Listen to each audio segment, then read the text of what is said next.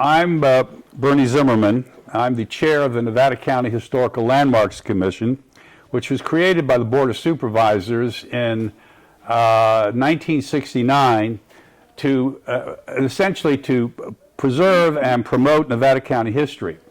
And one of the ways we do that is we conduct the occasional interviews of people who helped shape Nevada County history, and today I'll be talking with Ed Scofield. But first, we're at the Lyman Gilmore Middle School, which has a program called Gilmore News Network under the supervision of Scott Mills. And this program is all being put together by 4 students, Nick, Wyatt, Jesus, and Emily. And they're behind the cameras, and they're controlling the sound and all of that. And thank you all very much. Now, this is going to be a publicly available video. When we get to the end of it, there will be links on the Landmarks Commission website, nevadacountylandmarks.com, on our social media, so people will be able to watch it readily, recommend it to friends, and ultimately the original will be stored in our section of the Searles Historical Library. Now, as I said, I'm going to be talking with Ed Scofield, a key figure in Nevada County politics for the last half century or so, recently retired as the long-term supervisor for District II. So welcome, Ed, and thank you very much for agreeing to be here. Thank you, Bernie. And let's just get right into it. So when and where were you born? I was born right here in Nevada County. The hospital is down on Auburn Street. It's now a parking lot. Oh my gosh. So it wasn't the Jones Hospital? No, it wasn't the Jones. There was another one. The Jones was there. No, this was down on Auburn and off of Bank Street there. Okay. And where did you go to school?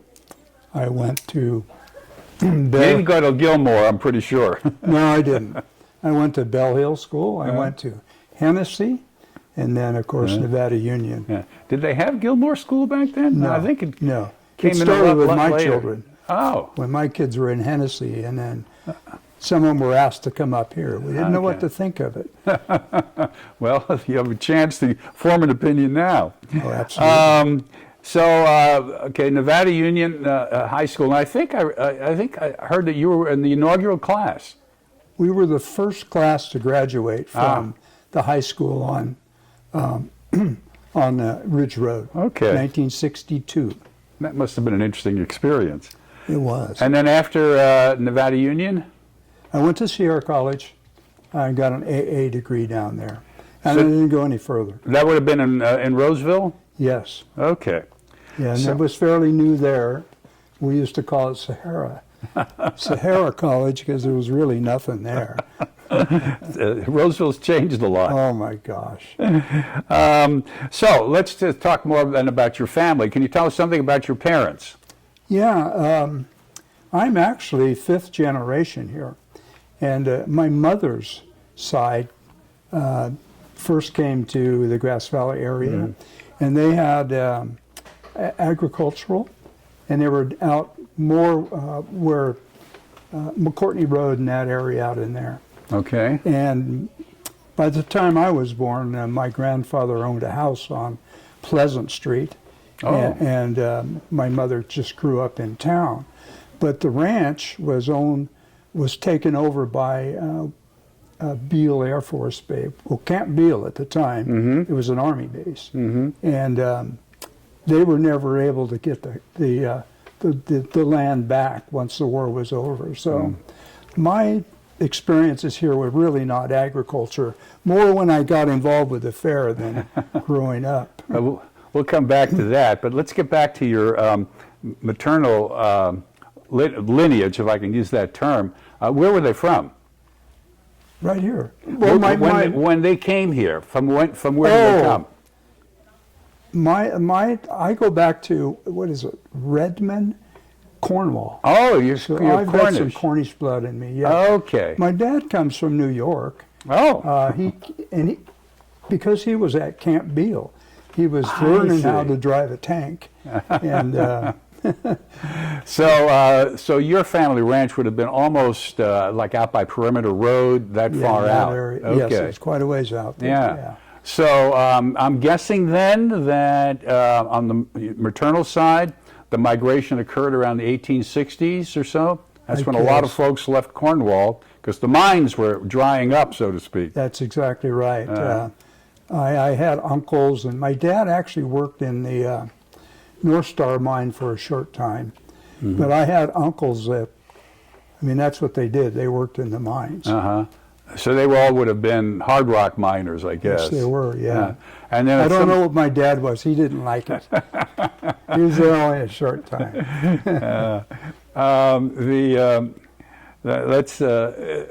That's interesting. So they bought a ranch. So somebody was obviously, I guess, what, farming it or ranching Yeah, they it? were actually farming it. What did they grow? It was more agriculture. I honestly don't know. I think they planted almond trees. My mother said that my mother didn't like it out there at all because there were always rattlesnakes out there. She didn't like those. And she said, I really never knew why they bought so far out of town, but obviously when they came to this area, it probably was just, everything was more rural. Yeah, certainly in those days. How large what was the maternal name? A Tratton. Tratton. T-R-A-T-H-E-N. Tratton. Tratton. My grandfather was actually a mayor of Grass Valley. Oh, really? At one time, yeah. I'm guessing that you're going to tell us that may have helped you get into politics, or at least... I don't know. Well, is there still a large Traffin family around in this area? There's several Trattons, yeah. And you say the Scofield side came from New York? Yes. Whereabouts? A little town called Beacon, New York. Around Poughkeepsie. Okay, I know the area. Actually, West Point. We would always go up to West Point when we were out there. So let's get back now to you. After schooling, what did you do? I got married. Wise move. I got married. I had children. How large a family do you have?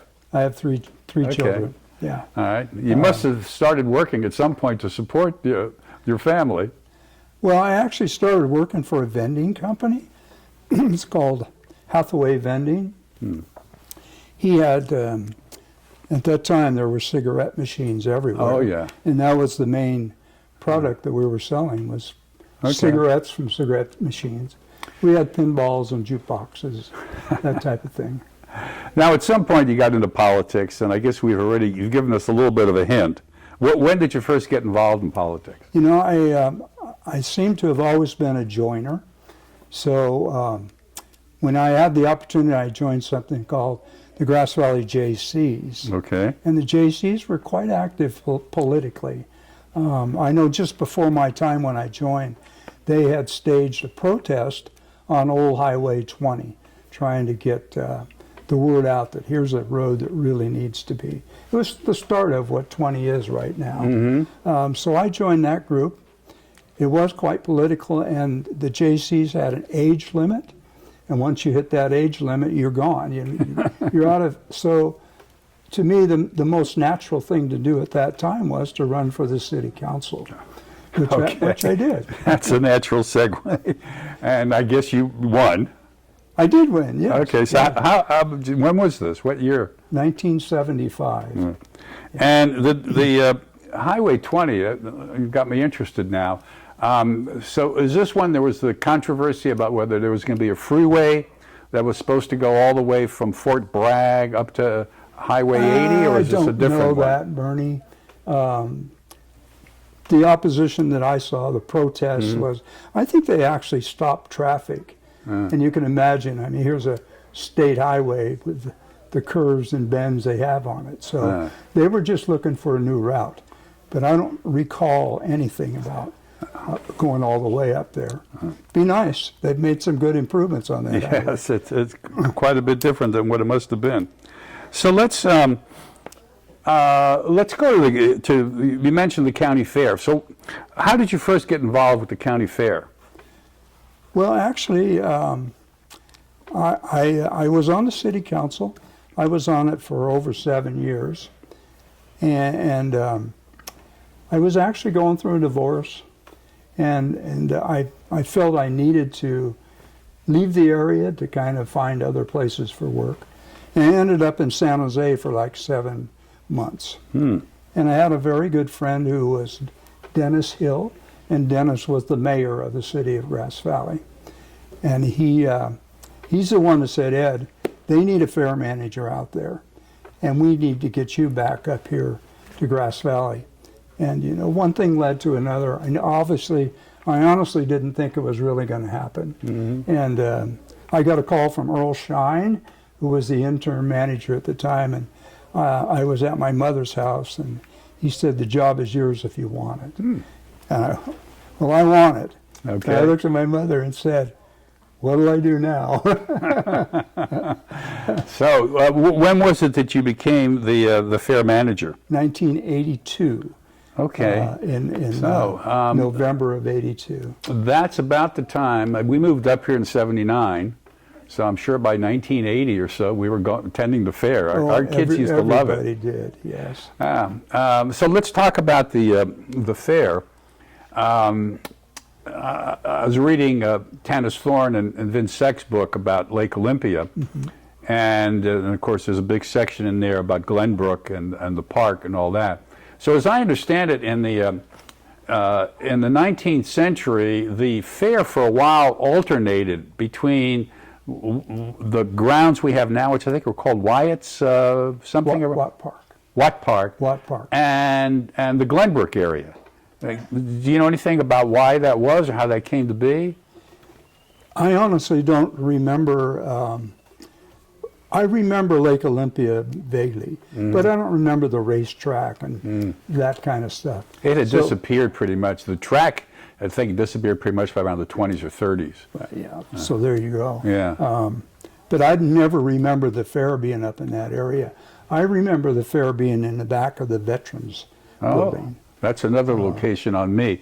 Well, if you read the beginning of that book or talk to Tanis Thorne, apparently for some years in the kind of 80s and 90s, you know, they held the fair out there, and some years it would kind of yo-yo back and forth. That was a pretty nice area of what I know of. Oh yes, and we've landmarked the Glenbrook Basin area, and we're now trying to do something with the city of Grass Valley about Lake Olympia. You know, there's a lot of development going on around that area, and a lot of the historic sites are being are going under apartment buildings, hotels, and what have you. Now, one thing that I've always been curious about is there's something called the 17th Agricultural District that Nevada County is part of. Most people don't realize that the fairgrounds here is a state agency, the 17th District Agricultural Association. Really? It's not a county. It's not part of the county. Oh. Only we call it the Nevada County Fair. We do? Of course. Yes. Well, and you know, the county fair, our county fair, is regularly recognized as probably the best fair in the state. Yes. Can we give you a lot of credit for that?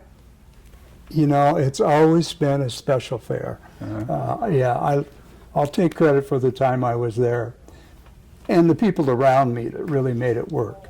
But yes, it was 25 cents to come in, and I can remember thinking that can't possibly be. And I looked at the budget. That's a lot of quarters. And I looked at the budget and what they had done in 1982. They had 100,000 people there. It was amazing. It's not 25 cents anymore. No, it's not. And unfortunately, I had a lot to do with that, too. So, moving on to the Board of Supervisors, when did you get elected the supervisor for District 2? Well, my last year at the fairgrounds was 2008, and about January 4th of the following year, I was sworn in as the District II Supervisor. And you retired as of the end of last year, yes, as I understand. Exactly right. What were some of the things that you've accomplished as supervisor for District 2 that you're most proud of? Well, I look at a couple things. One of them in particular is the the library, the Bear River Library that's down there now. We had a great partnership with this high school down there, but you as an adult could not go into that library when the schools were in session.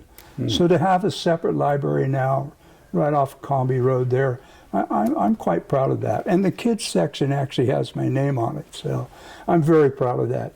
But also, and I think they're probably working on it right now or getting ready to, a Class 1 path that goes from the Bear River area all the way down to Higgins Way, which brings you into that new shopping. And the kids walk it all the time. The cross-country team runs it all the time, so I think I get a lot of credit for that. Well deserved. Now, you've observed Nevada County for, I guess, about 80 years, as I'm counting. What are some of the significant changes you've seen? How has the county changed? Well, I think the biggest one is the freeway coming through. That was huge. If you can imagine the old highway, and there was always a logging truck that you were behind. That was the main thing that really I think have changed. I'm quite proud. I was on the Nevada County Transportation Commission during my whole term as a supervisor, and just looking, my focus as District II was South County, and just looking at the improvements that have been done to Highway 49, and starting in 2026, continued improvements to bring you in from LeBar Meadows all the way into Grass Valley. I think that's just incredible that we've been able to do that. And that started with a small group of people down in the Lake of the Pines area there. I don't take all the credit, but that group of people felt there was too many deaths that were happening on the highway, and they're the ones that really got things rolling and really went after Caltrans and said, look, we got to make this better. Well, it certainly has, the road has certainly changed a lot in the years that I've been up here. Of course, the county is, I'm thinking back, when we moved up here, I think the population was somewhere in the 20,000s. I remember it hadn't gotten to 30,000 yet. And what are we, about 100,000? About 100,000, but it's been that way for quite a while. Quite a while. Yeah. Then what do you think of all this growth? Does it any of it trouble you? Stoplights now, and all that kind of things. So we're talking about the growth in the county. I remember, I think it was either the second traffic light when it came up. There was a lot of controversy. I think it was coming in around Glenbrook somewhere, and of course now there are sort of traffic lights everywhere. But one of the things that struck me about the way, and I don't know whether the Board of Supervisors did this or who did this, is that the quality of life in the county really hasn't changed much. It seems like the growth has been concentrated in a few areas, but within a few minutes, well, you were mentioning, for example, the trails, that we're talking about, from the Bear River School. You can still get out very quickly and hike and cycle and do things like that. Well, that's very true, but at the same time, I live in Alta Sierra now, not in Grass Valley. And you think about things that have changed. What do you think the biggest issue of Alta Sierra is? Wildfire and evacuation. So, that's a huge change that's happened. And I tend to look at a lot of these other changes, that homelessness. I do remember my mother talking about the 30s and the recession. And just like Gage McKinney's book, there was no recession here. But people would come in, and even up where they live, they talked about the hobos that were coming in looking for work. Nowadays, we have homeless, and it's a huge issue, even in our little town. The drug issues are right here in Grass Valley, that a lot of those issues, at least when I was growing up, and as far as I could see, wasn't that much of an issue. Well, we always had so I live out in Ubet, And when you get into the more remote areas around the Tahoe National Forest, the BLM land, and so on, there's always been squatters out there. They've always been people doing drugs. So we've lived with it for 50 years. I think there's a lot more of it going on now. Yeah. I think there's a lot more of everything going on right now. Well, and the county, of course, has a lot of services. Yeah. And a lot of those services are focused in that Glenbrook, Brunswick area. So, unfortunately, you see a lot of that, of those issues right in that area. And you have, to offer the services, you have to have the wastewater treatments and all the other services that go with it. So, it's Grass Valley and Nevada City is where the county focuses on putting homes, houses, and places that we could put people. My wife is fond of telling people that Nevada County is such a great run county. She's a big admirer of all the county staff, all the people that we've had to deal with over the years, and I think supervisors must get a lot of credit for that because you're hiring a lot of these people. Yeah, I think maybe the supervisors do, but I agree with your wife, Bernie. There's just an incredible group of people up there. They enjoy what they're doing. It's just amazing. I miss being up there because I don't ever remember a day when walking down the hall thinking, oh, I don't want to go into my office. There were days walking down the halls that maybe I didn't want to be in that hall. But going into my office was always a really fun thing. You've always been a strong supporter of the Landmarks Commission and have impressed me with your respect for history. What do you see as the importance of history in people's lives? Well, of course, growing up here, as I get older and older, I just think it means more and more to the people that live here. And I'm just amazed at what you guys do and what you've been able to put together as to what we recognize 20 years ago.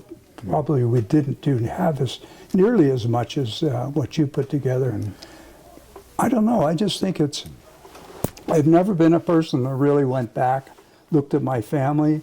I do know I have Cornish ancestry there. I think that's wonderful, which means more and more to me now than it ever did when I was a youngster. So it's very important, Bernie. Do any of you kids have any questions for Supervisor Scofield? All right, well, in that case, we'll bring this to a close. Thank you very much for your time, and you'll get to see yourself on video pretty soon. Been a pleasure, Bernie. Thank you.